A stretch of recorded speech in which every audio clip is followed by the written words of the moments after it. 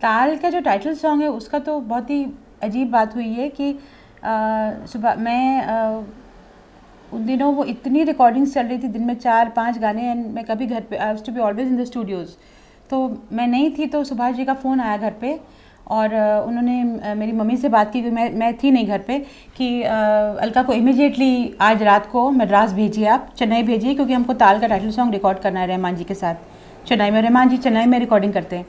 तो मम्मी ने बोला कि मैं उसको कह दूँगी वो जब आएगी। तो मैं जब आई मैं बहुत थकी हुई थी, और जब इतनी थकी हुई थी कि मम्मी ने बोला कि तुम्हें जाना पड़ेगा चेन्नई, तो मैंने बोला मैं नहीं जा सकती, मेरे से नहीं गाया जाएगा, मैं तबीयत मेरी अच्छी नहीं है, मैं बहुत थक गई हूँ। तो ये फिर सुभाष जी से जब बात हुई तो सुभाष जी ने बोला कि मम्मी ने उनको कहा कि वो बहुत थकी हुई है, वो कहती है वो नहीं जा पाएगी। तो सुभाष जी ने बोला कि उसका दिमाग ख़राब है, उसको बोलो जल्दी आए, ये गाना आपको पता नहीं कितना बड़ा हिट होने वाला है, और ये गाना अगर वो नहीं गाएगी तो she lose something very big. तो मेरी मम्मी ने मुझे बहुत मना के और समझा के बोला कि नहीं तुम जाओ, सुभाष जी ने बोला है तुमको जाना है। मुझे भी लगा कि हाँ सुभाष जी ने कहा है तो उनकी बात टालना मेरे लिए बिल्कुल ठीक नहीं। तो मैं गई, और ये ताल का गाना मुझे लगता है ये हमने रिकॉर्ड करना शुरू किया है कुछ रात को 2 या 3 बजे, क्योंकि रहमान जी काम उसी वक्त करते हैं, उनका जो काम करने का स्केड्यूल है वो रात को ही काम करते हैं। और मैं आधी सोई हुई थी, आधी नींद में थी, पर फिर भी हमने वो रिकॉर्ड किया उस वक्त रात को। ऑफ कोर्स जब मैंने गाना सुना और जब मैं गाने लगी तो मैं बिल्कुल मूड में आ गई, और वो गाना गाने के बाद मैंने सुभाष जी को हाथ जोड़ के बोला कि आपका बहुत बहुत शुक्रिया कि आपने ज़बरदस्ती मुझे इंसिस्ट करके मुझे बुलवाया। चाहते तो आप ये गाना किसी से भी गवा सकते थे, पर आपने इंसिस्ट करके मुझे लगा कि अगर मैं ये गाना नहीं गाती तो मुझे सारे जीवन अफसोस रह जाता कि मैंने इतना अच्छा गाना मैंने मिस कर दिया। तो वो गाना बहुत बड़ा हिट हुआ, और again for that song again I got Filmfare award. तो मुझे लगता है कि ज़्यादातर जो majority of my Filmfare award which I have got are for Mukta Arts films, Subhash ji की फिल्म्स के लिए। तो आपकी पसंदीदा सॉन्ग बताओ, इसकी एक लाइन जी ताल से ताल मिला के एक लाइन दिल ये बेचैन वे, रस्ते पे नैन वे, जिंदड़ी बेहाल है, सुरहना ताल है, आजा सावरिया आ आ आ आ, ताल से ताल मिला हो, ताल से ताल मिला। में एक फिल्म म्यूजिक थी अनु मलिक साहब की, हाँ, और उसमें एक सॉन्ग है एली रे। जैसे आपने बताया कि वो उनके कुछ कैचिंग वर्ड्स वो थे जो पंच वर्ड्स होते थे, जी, वो इस तरह के वर्ड्स आ गए लीजिए अगली सॉन्ग में आपके। तो इस सॉन्ग के लिए आपको क्या ब्रीफ मिले थे? ये वर्ड्स भी सुभाष भाई के साथ के थे? नहीं, इनका भी शायद कोई मतलब नहीं, ये मुझे पता नहीं। एली रे एली वो अपनी सखी को आली एली सखी को बोलते हैं, सखी को एड्रेस करने का एक वर्ड है, मतलब जो अपनी फ्रेंड या सखी को एली रे एली, वो थोड़ी सी बोलचाल की भाषा में वर्ड यूज़ नहीं होता है, पर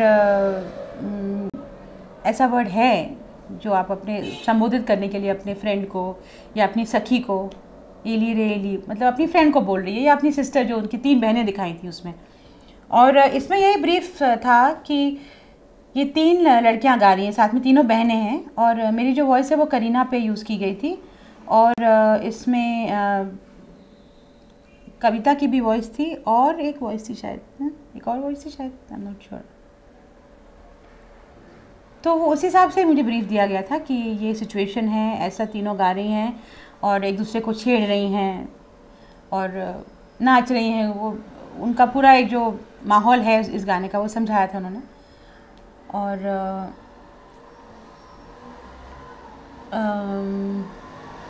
बहुत ही थोड़ा अलग किस्म का गाना था, पर बहुत ही अच्छा मीठा गाना था। और इसी तरह एक आगे सॉन्ग आया चम चम चम चमकती शाम है, और हाँ वो भी यादें में था। हाँ वो भी ड्यूएट था सोनू के साथ, वो भी बहुत अच्छा था, बहुत ब्राइट नंबर था, और उसमें भी कुछ एक वर्ड था जो चम चम चम चम ऐसा था ना, उसमें भी एक वर्ड रिपीट होता था बार बार, एक टुकड़ा बार बार रिपीट होता। तो पहले वर्ड का एक फर्स्ट हाफ जो था वो हाँ, सुभाष जी को वो वर्ड्स के साथ खेलने का बहुत शौक है, और वो हमेशा ये चीज़ बहुत वर्ड्स से खेलने का जो उनका एक स्टाइल है और जो शौक़ है वो हमेशा सक्सेसफुल साबित हुआ है, क्योंकि उसी को लोग पकड़ लेते हैं, उसी को गुनगुनाते रहते हैं। अच्छा, आपने सुभाष जी के साथ इतने सारे म्यूजिक, उनके साथ इतना सारा साथ रहा आपका, तो कोई कभी कुछ ऐसा अच्छा मज़ेदार सा मोमेंट कभी कोई स्टूडियो में या बाहर उनके साथ कभी कुछ हुआ हो, कोई यादगार सी बात, तो आप प्लीज़ उनसे शेयर कीजिए। नहीं, ऐसे कोई एक किस्सा तो मुझे याद नहीं है। मैंने आपको ताल के गाने के बारे में बताया था, वो याद है। वैसे जो हर उनकी रिकॉर्डिंग पे सुभाष जी जब भी मौजूद होते हैं तो बहुत हंसी मजाक होता है और वो मुझे बहुत उत्साहित करते हैं, इनकरेज करते हैं, और उनका जो पार्टिसिपेशन है वो इतना रहता है, वो खुद भी गुनगुनाते रहते हैं, बोलते इसको ऐसे गाओ, ऐसे ना गा के बताते हैं।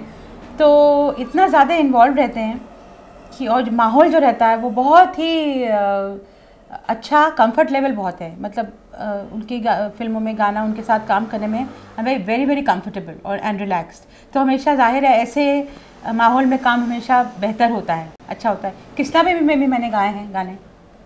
अच्छा, सुभाष घई साहब और राज कपूर साहब सिर्फ फिल्म इंडस्ट्री में 2 शोमैन रहे, लेकिन आपने क्योंकि सुभाष जी के साथ काम किया है, तो आप सुभाष जी को एज ए शोमैन किस तरह से डिफाइन करेंगे?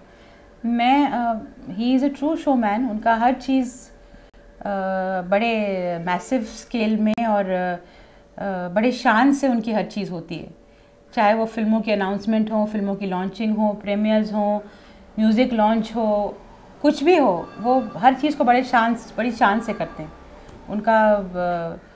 उनकी शान और शौकत जो है, उनका प्रेजेंट करने का तरीका है, वो बिल्कुल शोमैन, उनके लिए वर्ड बिल्कुल सही है।